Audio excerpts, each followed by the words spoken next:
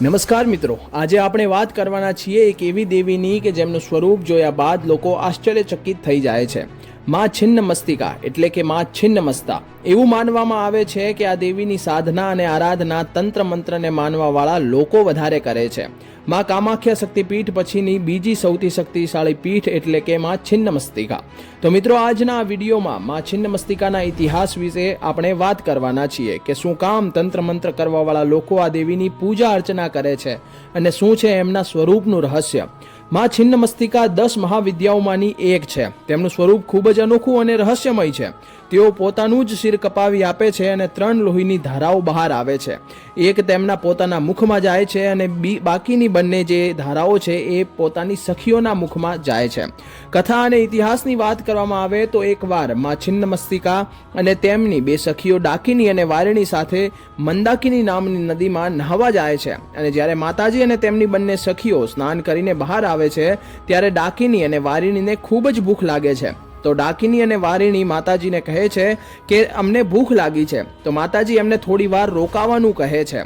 થોડી વાર રાહ જોયા પછી પણ ડાકિની અને વારિણીને ભૂખથી વ્યાકુળ થઈ જાય છે અને તડપવા લાગે છે. ત્યારે બંને સખીઓ જે છે એ માતાજીને આરાધના કરે છે અને કહે છે કે તમે તો બધાની ઈચ્છા પૂરી કરનારી છો માં, તો અમારું શું થશે? અમને ખૂબ જ ભૂખ લાગી છે, અમે મરી જઈશું. આટલું સાંભળી માતાજી પોતાનું મસ્તક કાપી નાખે છે અને તેમનું જે પોતાનું મસ્તક છે એ તેમના ડાબા હાથમાં આવી જાય છે અને એમના ગળામાંથી 3 લોહીની ધારો નીકળે છે. એમાંથી એક માતાજીના પોતાના મુખમાં જાય છે અને બીજી બંને ધારો બંને સખીઓના મુખમાં જાય છે, ડાકીની અને વારિણીના મુખમાં. અને માતાજીના લોહીથી બંને સખીઓની ભૂખ તૃપ્ત થઈ જાય છે અને ત્યારબાદ માતાજીનું નામ છિન્નમસ્તિકા પડી ગયું. માં છિન્નમસ્તિકા દેવીનું પ્રસિદ્ધ મંદિર ઝારખંડના રામગઢ જિલ્લાના રાજરપ્પામાં ભૈરવી અને દામોદર નદીના તટ ઉપર ખૂબ જ સુંદર મંદિર આવેલું છે.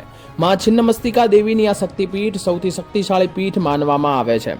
માં છિન્નમસ્તિકાની આરાધના પૂજા કરવાથી ભય, દુઃખ, પીડાનો નાશ થાય છે અને મનની મનોકામના પણ પૂર્ણ થાય છે. અને આ સ્થાન ઉપર એવું માનવામાં આવે છે કે તંત્ર મંત્રથી વિદ્યાઓ કરતા પણ ઘણા બધા લોકો જોવા મળે છે. કારણ કે આ છિન્નમસ્તિકાની આરાધના જે છે એ તંત્ર મંત્ર કરવાવાળા લોકો ખૂબ જ કરે છે. તો મિત્રો, આ જે ઇતિહાસ છે, આ જે ઇતિહાસની જે વાત કરી, આ છિન્નમસ્તિકાના ઇતિહાસ વિશે આપણે વાત કરી છે. તો મિત્રો, તમે શું કહેવા માંગો છો કમેન્ટમાં જરૂર કરજો. તો મિત્રો, આજ માટે એટલું જ. આગલા વિડીયો ફરી મળીશું. એટલા માટે જય હિન્દ, ભારત માતા કી જય.